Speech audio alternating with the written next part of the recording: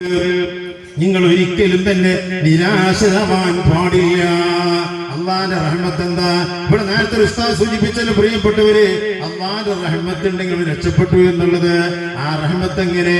പടച്ചറപ്പ് നമ്മളെ പാപങ്ങളൊക്കെ പുറത്തു തരലാൻ, അള്ളാഹു തആല പാപങ്ങൾ പുറത്തു തരിക എന്ന റഹ്മത്തിനത്തോട് നിങ്ങൾ ഒരിക്കലും തന്നെ നിരാശരാവാൻ പാടില്ല. ആദ്യം അള്ളാഹു വിളിച്ചത് നമ്മളോട് പാശ്ചാത്തപിക്കാൻ വേണ്ടി. അള്ളാഹു തആല എന്നെ നിങ്ങൾ വിളിച്ചിങ്ങനെ, യാ ഇബാദി, എന്റെ അടിമകളെ, എന്റെ മോനെ, നമ്മുടെ മക്കളെ സ്നേഹത്തോടെ വിളിക്കുന്നത് പോലെ പടച്ചോന്റെ പടപ്പുകളായ നമ്മെ അല്ലാഹു തആല ഏറ്റവും നല്ല പേര് തന്നുകൊണ്ടാ വിളിച്ചത്, യാ ഇബാദി. അല്ലദീന അസ്റഫു അലാ അൻഫുസിഹിം, സ്വന്തം നഫ്സുകളോട് അമിതമായി തെറ്റ് ചെയ്ത ആളുകളെ, ലാ തഖ്നതു മിൻ റഹ്മത്തില്ലാഹ്, അല്ലാഹുവിന്റെ റഹ്മത്തിനെ തുടങ്ങി നിരാശരാവാൻ പാടില്ല. എന്നിട്ട് അല്ലാഹു തആല ഒരു കാര്യം കൂടി ഓഫർ ചെയ്തു, ഇന്നല്ലാഹ യഗ്ഫിറു ദുനൂബ ജമീഅ. ഇതിന്റെ ഒക്കെ കുട്ടിയല്ല, പരിശുദ്ധ ഖുർആനിൽ അല്ലാഹു തആല പറയാണ്, ഇന്നല്ലാഹ യഗ്ഫിറു ദുനൂബ, അല്ലാഹു തആല പാപങ്ങളൊക്കെ ഇന്നിട്ട് കാണാം, ഇന്നാണ് തീർച്ചയായിട്ടും, ഇന്നല്ലാഹ തീർച്ചയായും അല്ലാഹു തആല യഗ്ഫിറു ദുനൂബ, പാപങ്ങൾ പുറത്തു തരുന്നു. അതിന്മേ അല്ലാഹു തആല നിർത്തിയില്ല, ജമീഅൻ, എല്ലാ പാപങ്ങളും അല്ലാഹു തആല പുറത്തു തരും. മനുഷ്യരുമായിട്ടുള്ള സാമ്പത്തികം, വാക്കുപരം അതുണ്ടെങ്കിൽ മനുഷ്യന്മാരോട് പൊരുത്തപ്പെടിക്കുക, അത് അല്ലാഹുക്ക് ബാധ്യതയാണ്.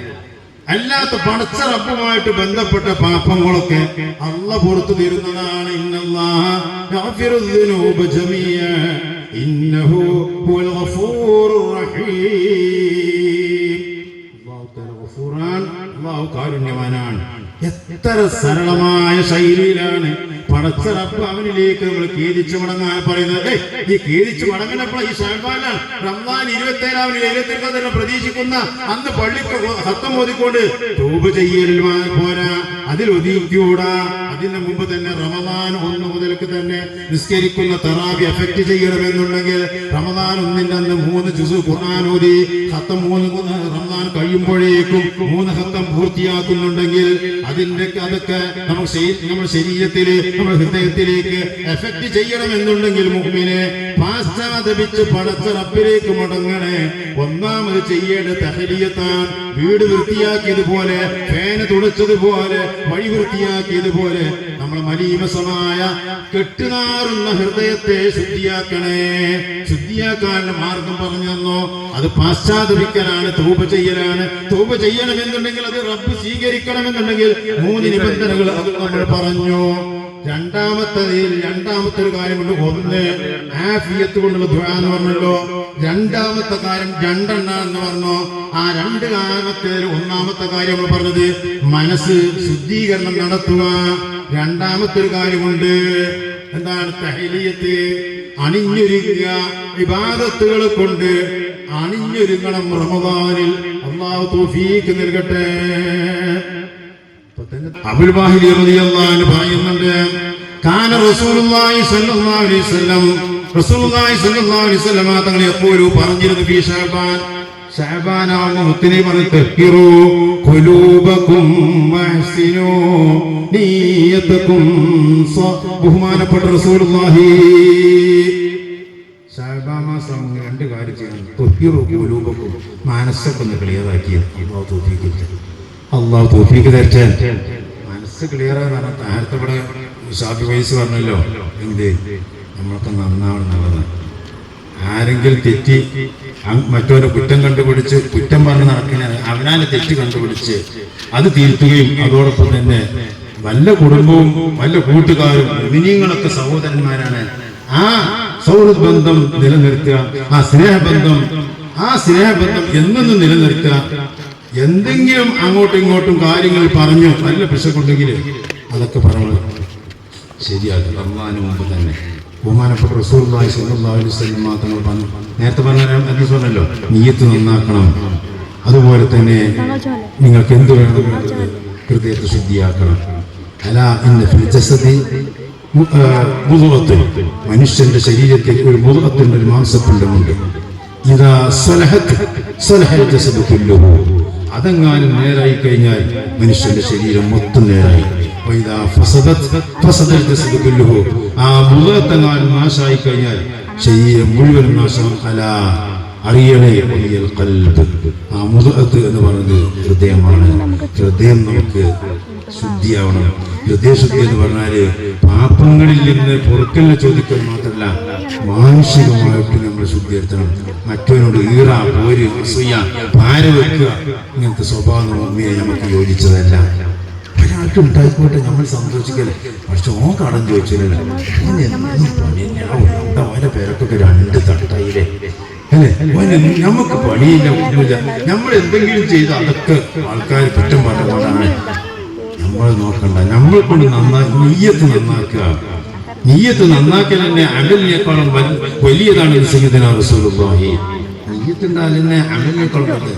അമലില്ലെങ്കിലും നീയത്തോട് രക്ഷപ്പെടുന്നു.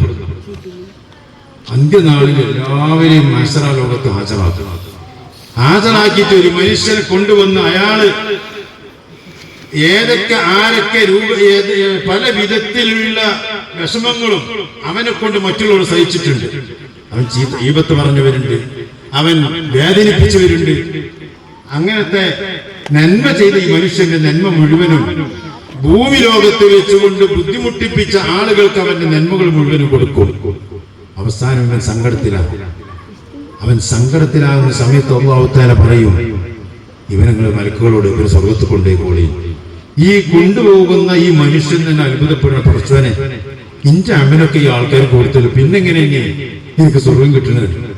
എന്റെ മനസ്സിൽ നല്ല നീയത്തുണ്ടായിരുന്നില്ലേ? നല്ല നീയത്തുണ്ടായിരുന്നല്ലോ. ആ നീയത്താണ് എന്നെ സ്വർഗത്തിലേക്ക് എത്തിച്ചെന്ന് മഹ്ശറ ലോകത്ത് വെച്ചുകൊണ്ട് പടച്ചറപ്പ് പറയുമെന്ന് സ്വതന്ത്ര റസൂലുള്ളാഹി. കുട്ടികളെ, നല്ല നീയത്തുണ്ടായാൽ മതി. ആ നീയത്തൊക്കെ എപ്പോഴും വേണം. നീയത്ത് നന്നാക്കേണ്ട മാസമാണ് ശഅബാൻ മാസം എന്ന സയ്യിദുനാ മുഹമ്മദ് റസൂലുള്ളാഹി. ആ നീയത്ത് നന്നായിട്ടില്ലെങ്കിലോ, ആളുകൾ കാണാൻ വേണ്ടിയുള്ള പ്രവർത്തനങ്ങളും കാര്യങ്ങളൊക്കെ ആണെങ്കിലോ നഷ്ടത്തിലാണ്. ബഹുമാനപ്പെട്ട ഹസൻ ബസരി റളിയല്ലാഹു അൻഹു പറയുന്നുണ്ട്, ജനങ്ങൾ ഒരു വൃക്ഷത്തെ ആരാധിച്ചിരുന്നു. 1-2 ഉദാഹരണങ്ങൾ മാത്രം സൂചിപ്പിക്കാം. ജനങ്ങൾ ഒരു വൃക്ഷത്തെ ആരാധിച്ചിരുന്നു. നാട്ടിലുള്ള ഒരു മനുഷ്യൻ ആ വൃക്ഷത്തെ ആരാധിക്കുന്നത് കണ്ടുകൊണ്ട് ആ മരം മുറിക്കാൻ വേണ്ടി അയാൾ പോയി. അയാൾ ആ മരം മുറിക്കാൻ പോകുന്ന സമയത്ത് ശപിക്കപ്പെട്ട ഇബ്ലീസ് റഹ്മത്തുള്ളാഹി അലൈഹി മനുഷ്യരൂപത്തിൽ വഴി പ്രത്യക്ഷപ്പെട്ടിട്ട് പറഞ്ഞു, ഈ മരം മുറിക്കാൻ പാടില്ല. പക്ഷേ ഈമാൻ മൂത്ത ഈ മനുഷ്യൻ എന്ത് ചെയ്തു? അല്ലാഹുവിനെ അല്ലാതെ ആരാധിക്കാൻ പാടില്ല, അല്ലാഹു അല്ലാതെ ആരാധനയില്ല. അതുകൊണ്ട് തന്നെ എന്ത് ചെയ്യുകയാണ്? ഈ മരം ഞാൻ മുറിക്കുമെന്ന് പറഞ്ഞപ്പോൾ ആ 2 പേരും, അതായത് മനുഷ്യരൂപത്തിൽ വന്ന ശൈത്താനും ഈ മനുഷ്യനും, ഈമാനിന്റെ കടുകട്ടിയുള്ള മനുഷ്യനും ഫൈറ്റിങ്ങിനായി, പോരാട്ടത്തിലായി. ആ സമയമതാ പിശാച് പരാജയപ്പെട്ട പിശാച് പിന്നീട് കുതന്ത്രങ്ങൾ മെനഞ്ഞുണ്ടാക്കുകയാണ്. ഈ മനുഷ്യനെ എങ്ങനെയാണ് ഞാൻ കെണിയിൽപ്പെടുത്തുക? അവസാനം അയാൾ തീരുമാനിച്ചു, ഇയാളോട് പറയാം, എന്നും ഞാൻ നിനക്ക് 2 ദീനാർ തരാം, ആ മരം മുറിക്കുന്നതിൽ നീ മാറി നിൽക്കണേ. അതും തന്നെ ആളുകൾ കാണാതെ നീ കിടക്കുന്ന തലയിണയുടെ താഴ്ഭാഗത്ത് ഞാൻ കൊണ്ടുവന്ന് വെക്കാം, പിന്മാറുമോ? എനിക്ക് തിരക്കടില്ല, പണിക്കൊന്നും പോകണ്ടല്ലോ. അന്നത്തെ കാലത്ത് 2 ദീനാർ കിട്ടുക എന്നുള്ള വലിയ കിട്ടൽ തന്നെയാണ്. അയാൾ എന്ത് ചെയ്തു? മരം മുറിക്കാൻ പിന്നെ പോയില്ല. എന്നും അയാൾ തലയണ ചോട്ടില് 2 ദീനാർ ഇങ്ങനെ കണ്ടുകൊണ്ടിരിക്കുന്നു.